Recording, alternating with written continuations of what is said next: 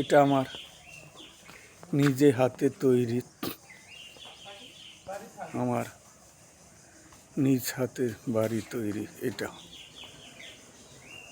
এটা বাবার সম্পদ, গ্রামের বাড়ি। এটা আমার দাদার সম্পদ বাবা পাইছে। এটা মাদ্রাসা।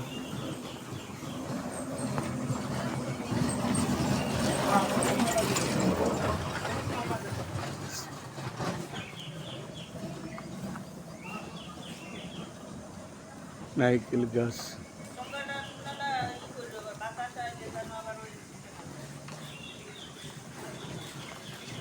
গাছের গোড়া থেকে মাথা হয়েছে। আসসালাম রাহমাতুল্লাহ।